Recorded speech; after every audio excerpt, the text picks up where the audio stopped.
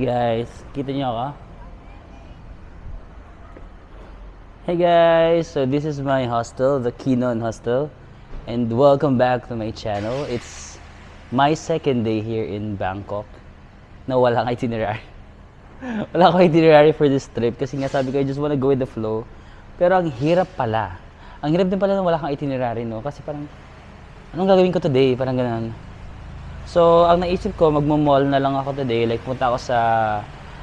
Kasi nadaanan ko sa MRT, parang malapit lang ako. Sa may Siam Paragon, sa Central World, sa Pratunam, Platinum Mall, yung mga ganon.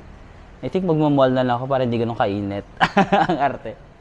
And, yeah, pakita ko sa inyo yung vicinity nitong hostel ko.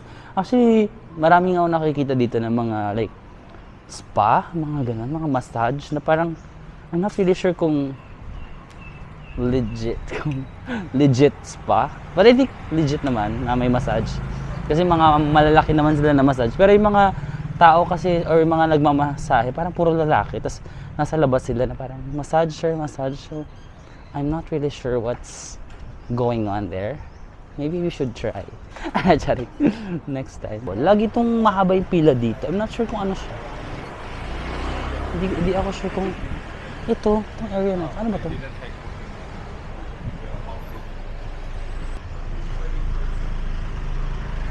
I'm not really sure, pero kahapon pa maraming pila sa house na to. I'm not sure kung anong meron dyan. Tapos parang puro mga lalaki yung nakapila. So, something fishy is going on.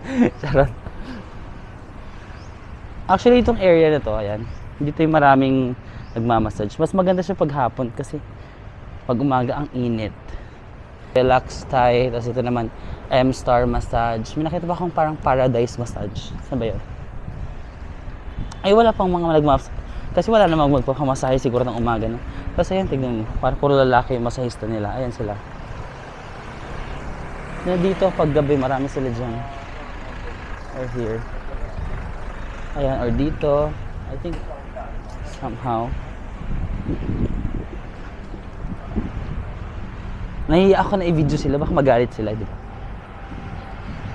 Pero parang kinakain ako ng araw dito. Parang cute naman ng masahista na yun. Yan si kuya. Parang cutie ng baby boy. Parang gusto ko po massage. Biglang na gusto. Ay, ito. 19 massage. Ganun. So, I'm not really sure what's going on. Si kuya nakatingin sa camera. Ano yan? Sabi. Camera to kuya. Camera. Yan. So, ngayon nandito ako sa Silom area. Pero itong Silom mas lively kasi siya paggabi. Maraming parties. Maraming mga turista. Maraming mga hotties paggabi. Pero pag umaga, medyo tahimik siya kasi yung mga tao puyat. Natutulog sila. Tapos mamayang gabi, gigising sila, pa-party. So feeling ko pupunta muna tayo sa mga malls, sa Icon Siam. Mag-grab, ay, ang init kasi. Inisip ko mag-grab motor. Last time, nag-grab motor ako. Kaso, ngayon kasi gusto ko lang i-maintain yung freshness. Kasi aura vlog kasi ako ngayon, hindi ako travel vlog. Pag travel vlog, kahit pag motor-motor ako, wala pakialam para makapunta agad sa destination. Pero pag aura vlog, dapat maintain lang yung freshness mo. Dapat grab car, hindi tayo pwedeng grab bike. Or mag-MRT na lang tayo. Sige, mag-MRT na lang tayo. Di pa nga ako nagbe-breakfast. Tapos kagabi yung lunch ko, alam ko ano? Saging. Saging tsaka yung Thai milk tea. Tapos ngayon hindi pa ako nagbe-breakfast. Parang kailangan ko i-maintain yung dapat wala tayong tiyan. Kasi yung mga choosy, alam mo dito guys, maraming hottie dito sa Bangkok. Lalo na sa Sona, maraming hotties. Pero dahil ang gaganda ng katawan nila at ang ganda ng itsura nila, siyempre choosy sila, di ba? Choosy sila na ano sa mga gusto din nilang katrib. Buti nilang medyo madilim sa Sona, so akala nila gwapo ako. It's a prank! Tapos magpupunta sa may arawan, ay, ikaw ba yung nakaano ka dyan? Ito ba yun? Pangit? Ganun. Joke lang. Ay, hindi naman ako pangit. Hindi rin ako pogi. Nandun na ako sa, pwede na. Ganun. So yun guys, yung pinakamalapit na station sa amin, Saladaing.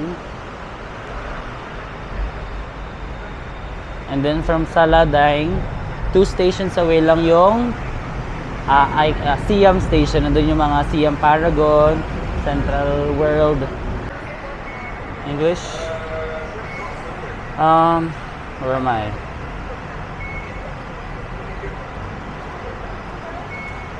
Hala, ba't walang pangalan? You're here. Please select area from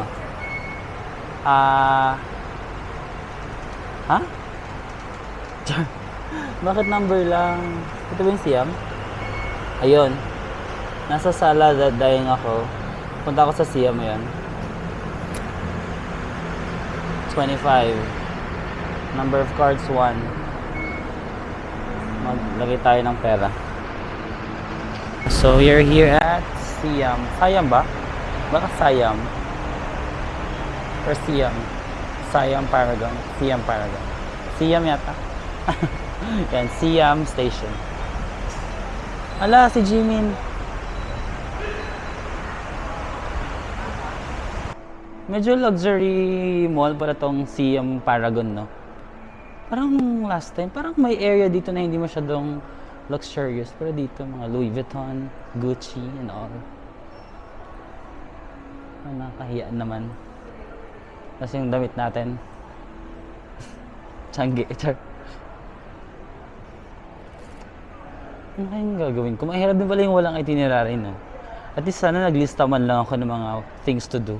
Kasi wala talaga. Nag-book lang ako ng ticket, tas go na, ganun. So yun guys, bili ako nito. Alam niyo namang adik na adik ako sa custard. And I'm not sure what's that. Baka pandan. Ang binili ko is K5. Ito. So I have dalawang green, dalawang green, ito maybe, and then tatlong, ayan. For 90 baht. Oh my god guys, may tips sa may dito sa food court ng Siam Paragon. Hindi ko alam na meron ganito guys. Hindi ko pwedeng palampasin. Ito yung pinakamasarap na pad thai na natikman ko sa buong buhay ko sa tips sa may. So order tayo. But, sorry, order. Nasa linya pala sila guys.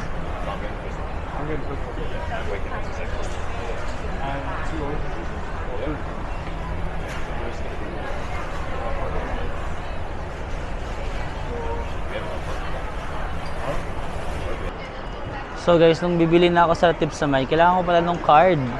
Ayun yung dalawang baby boys sa harap ko. Tinanong ko kung saan sila bumili. Ito. May card counter dito. Naalala ko last time ganito nga, parang bibili ka ng card, tapos papaloadan mo, yun yung gagamitin mong pambayad sa food court. Tapos kapag may sobra ka, marirefund mo naman yung sobra. Pero ang confusing na parang, or gusto nila centralized. I don't know. Pero ganun nga yung system dito, parang may card, bibili ka ng card, tapos yun yung babayad mo sa food. Pero ito, cash yung binayad ko.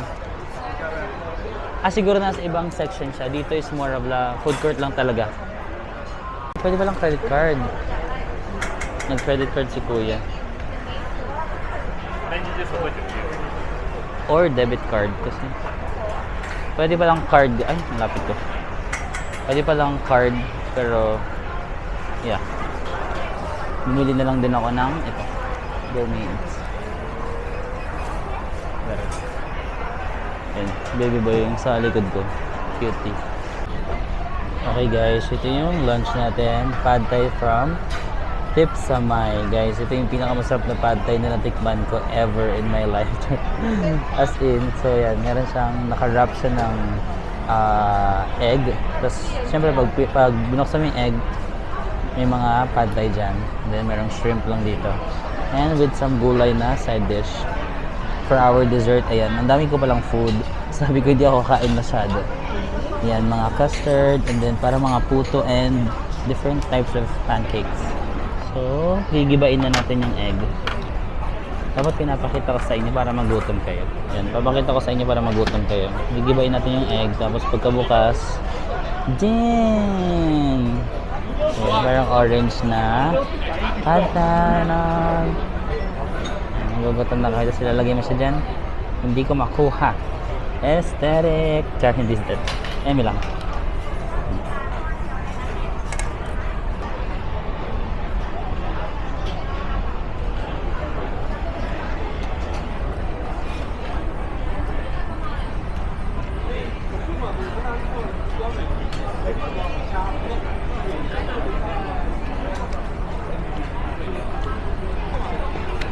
can eat this all day. All night. Every hour, every minute, every second. Night after night, I'll be eating you like 7 days a week.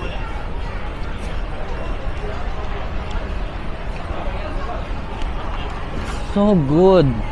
Actually, hindi lang siya so good. It's so great. Ang sarap talaga.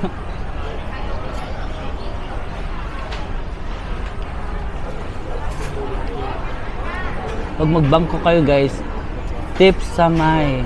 That's my tip. Tip sa may. As in, parang ito yung pinaka-favorite kong kinakain sa Bangkok.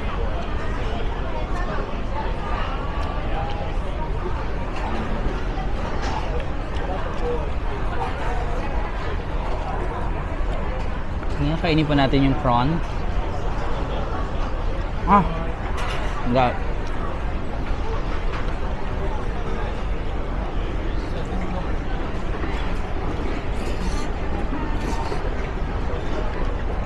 Okay, let's try the desserts. Wala walang mic. Okay, let's try the desserts. Let's start with this green one.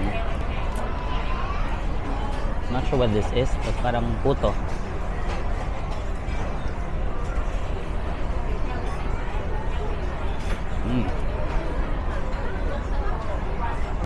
Para siyang pancake yung ilalim. Pero yung ito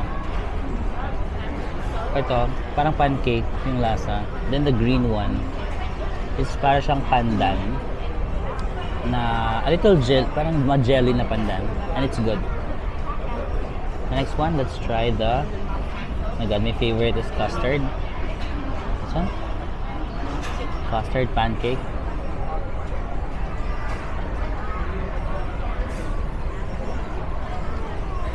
Mic drop.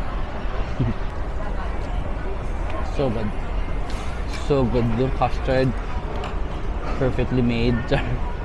Pag may custard talaga, ang bias ko. No? Ang sarap. Tapos parang feeling ko better if kinain mo siya ng mainit pa. Kasi kanina, bagong luto lang eh. Naglakad-lakad pa ako, inantay ko pa yung pad thai. Medyo lumamig na. Doon masarap pa rin, pero I think for best experience, dapat kainin mo siya ng bagong luto. Mainit. This is the third one.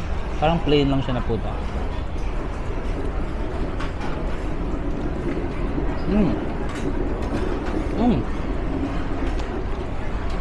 Pancake with corn. May flavor ng corn. I'm not sure if coconut yan. Thank you. I'm not sure if coconut yan. May nakapil ako na parang mga coconut. Ano tawag yung coconut crust? No. Yung parang kinudkod na coconut. Coconut husk. Husk. Walang paso. Coconut. Tapos may coconut. Coconut bits. Bobo. Iba-iba yung flavor nila. Yung una, pandan na pancake, jelly. The second one, custard pancake. This one, may mga corn and parang coconut crust. Coconut. Google, anong tawag dun sa parang kinudkod na coconut? Okay. Basta yun, alam niyo na yun. Ayun, gusto ko sanang bumili ng shake. So, parang ako curious ako dito dun sa cantaloupe smoothie. So, chinek ko siya sa Google kung ano ba yung cantaloupe. Melon lang pala. May harapan ba ako? Pero yan, yun yung bibiling ko. Cantaloupe smoothie.